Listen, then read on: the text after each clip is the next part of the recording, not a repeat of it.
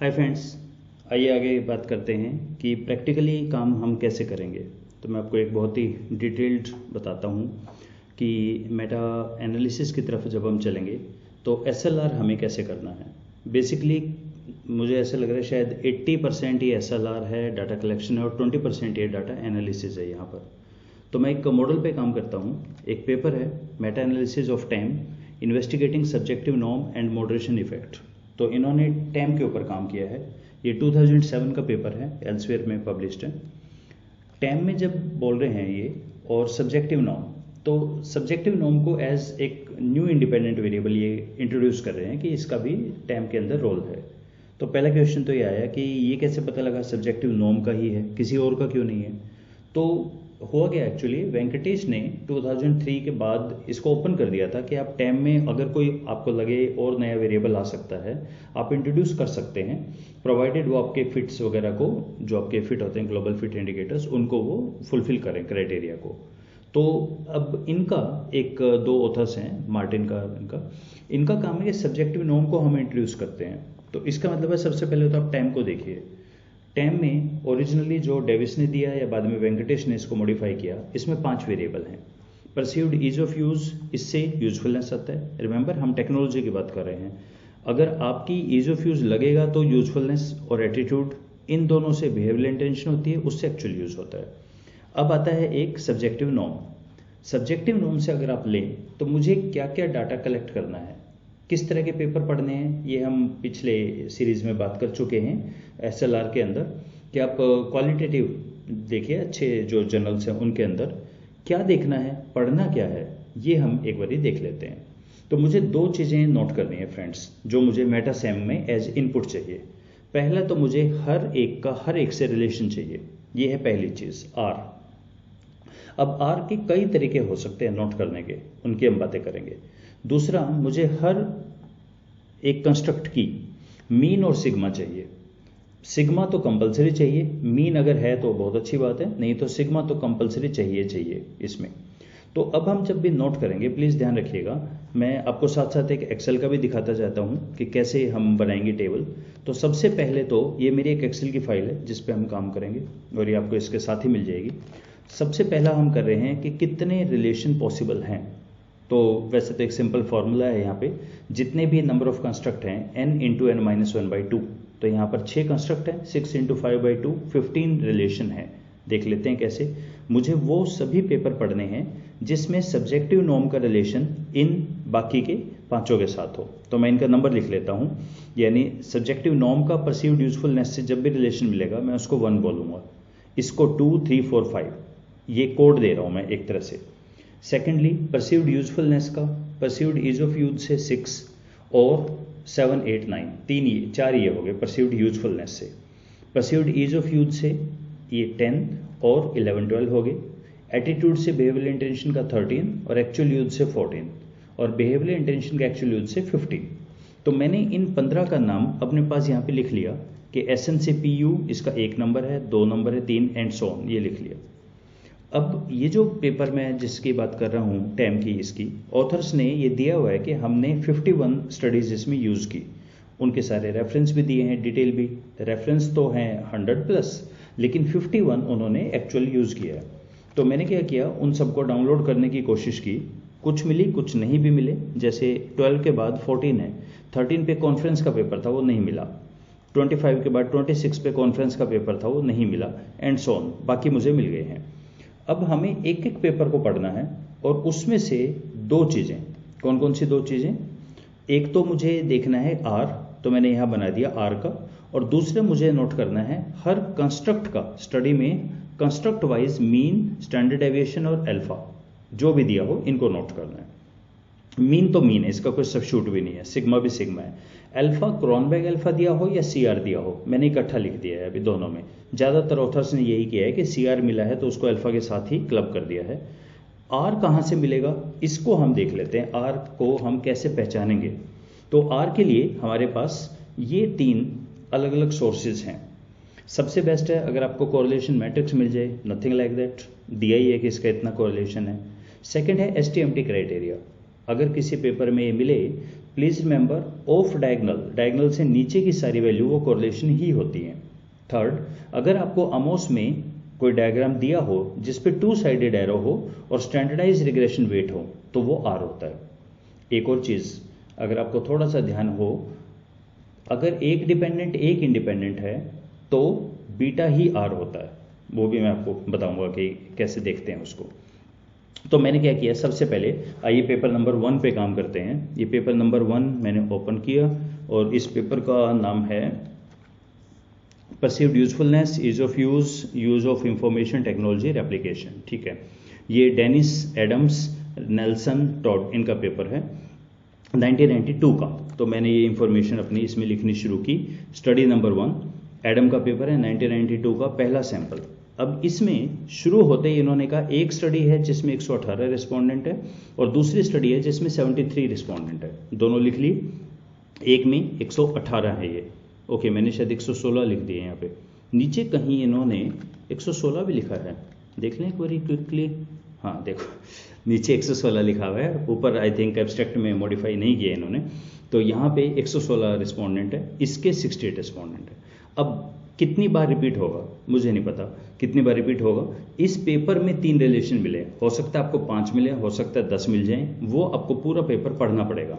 आइए आगे देखते हैं पेपर में इसमें हाँ जी, ये भी हमारे वही होते हैं कुछ तरह के। ये कोरिलेशन मैट्रिक्स दिया है हर एक से, स्टेटमेंट वाइज नहीं, मुझे कंस्ट्रक्ट वाइज चाहिए। ये इन्होंने शायद फैक्टरल एनालिसिस, नहीं ये भी नहीं चाहिए मुझे, ये मिल गया हमें। तो 2 सैंपल हैं, इलेक्ट्रॉनिक मेल का, वॉइस मेल का। यूजफुलनेस, ईज ऑफ यूज और तीसरा है यूसेज। अब देखिए यहाँ एक बात आती है, जब भी हम एक मॉडल के ऊपर काम करते हैं तो इसके बहुत सारे लोग नाम दे देते हैं। नाम का क्या मतलब है, जैसे एक्चुअल यूज है, इसको यूसेज लिख दिया। बिहेवियरल इंटेंशन को intention to use, intention to buy ऐसे लिख दिया। एटीट्यूड को कुछ और लिख दिया। तो इनके आपको एक इन्वेंट्री बनानी पड़ेगी कि भाई जिसमें भी वर्ड इंटेंशन आए, परचेज इंटेंशन आए या बिहेवियरल इंटेंशन आए, इंटेंशन टू बाई आए या इंटेंशन टू स्विच आए, उसको हम एक ही बांध के चलेंगे। एक्चुअल यूज हो या खाली यूज हो, यूसेज लिखा हो या कुछ और, उसको एक ही मान। ये आपको जब आप पढ़ते जाएंगे तो थोड़ा सा क्लियर होता जाएगा, पूरा पेपर पढ़ेंगे तो ज़्यादा क्लियर हो जाएगा। उनका स्केल देखिए, कई बार तो स्केल से पता लगता है कि अरे ये तो वही है, नाम कुछ और दिया है स्केल की, बाकी के स्टेटमेंट देख के। तो इसमें ये क्वाइट पॉसिबल है, लोग अलग अलग नाम यूज़ करते हैं।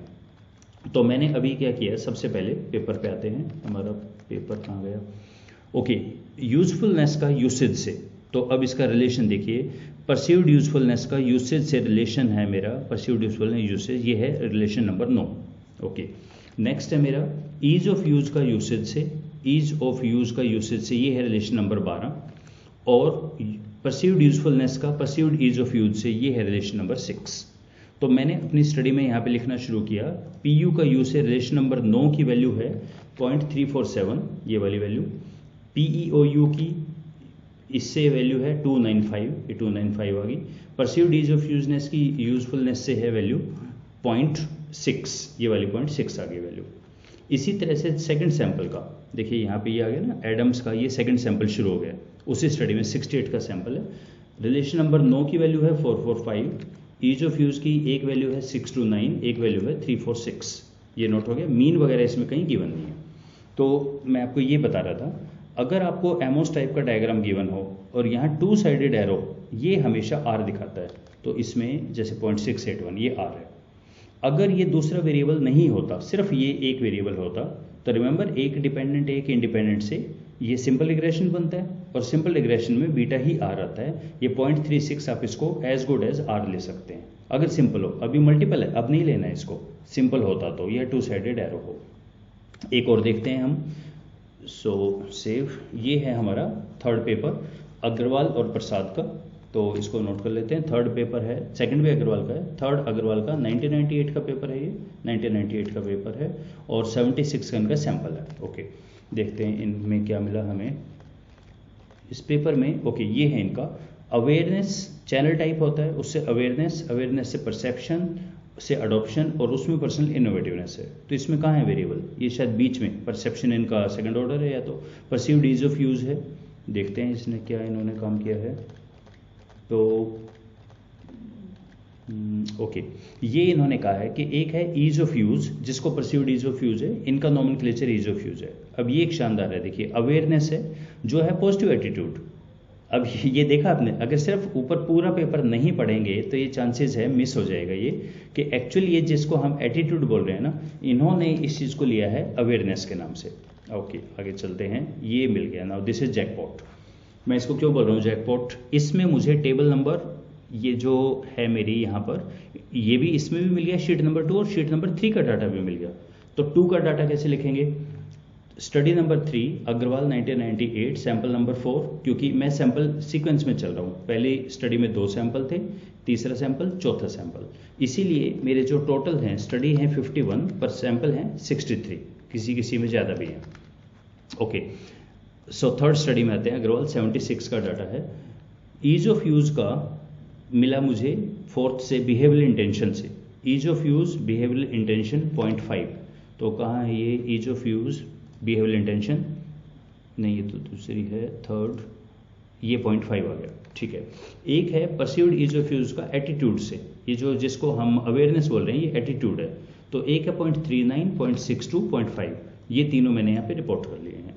नेक्स्ट मैं अगली इसमें गया, सेकंड शीट में, यहाँ मैंने लिया स्टडी नंबर 3 में अग्रवाल का था 76 का, परसीव्ड ईज ऑफ यूज़ का मीन स्कोर देखिए, यहाँ पर मीन स्कोर गिवन है ईज ऑफ यूज़ का 4.62, 1.2, ये नोट कर लिया।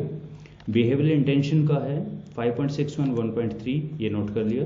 और एटीट्यूड अवेयरनेस है ना, ये एक्चुअल एटीट्यूड है, ये हो गया 5.87, 1.12, ये नोट कर लिया। और तीनों का 0.8, 84, 84, ये हमारी तीनों की रिलायबिलिटी मिल गई। ये जैकपॉट लग गया, एक ही से बहुत कुछ मिल गया। तो हमें क्या करना है, हर स्टडी का ये आप नोट करते जाइए, कोई अल्टरनेट नहीं है, पढ़ना ही पड़ेगा, एक एक पेपर में एक एक चीज़ पढ़नी पड़ेगी। और प्रेफरेबली मैं आपको कहूँ मिनिमम 2% इस काम को करें, सबसे अच्छा रहता है। मतलब देखिए, अगर आप बहुत ऑनलाइन पढ़ सकते हैं फैंटास्टिक, मैं ओल्ड जनरेशन का हूँ, सबके प्रिंट आउट लेके मैंने पूरे पेजेस पे करके पेन लेके मार्क करके एक एक को पढ़ा। और जब मैं दूसरी बार एक बार क्रॉस चेक किया तो मेरे इतनी सारी गलतियां मिली, क्योंकि रिमेंबर आप सिर्फ कुल मिला के नंबर लिखते जा रहे हैं, बहुत गलतियां होती हैं कि कुछ और लिखा गया, रिलेशन और पढ़ा गया, गलत टाइप हो गया, बहुत ज़्यादा मिस्टेक होती हैं। मैं स्ट्रांगली रिकमेंड करूँगा कम से कम 2 बंदे सेपरेटली इसी काम को करें। ये आपको सबके प्रोसीजर में भी लिखा होता है कि 2 पर्सन्स ने पूरे पेपर पढ़े, अपनी अपनी टेबल बनाई, फिर मैच किया, मिल रही है कि नहीं मिल रही, और फिर वो मैच करके दूसरे को कन्विंस करते हैं कि क्यों मैंने ये लिया, इसका क्या लॉजिक है, दोनों एक पेज पे आए। तो एक तो हमें लिखना है सारा का सारा आर, सिंपल आर निकालना है, ये भी नोट कर लें सिग्निफिकेंट है या नहीं।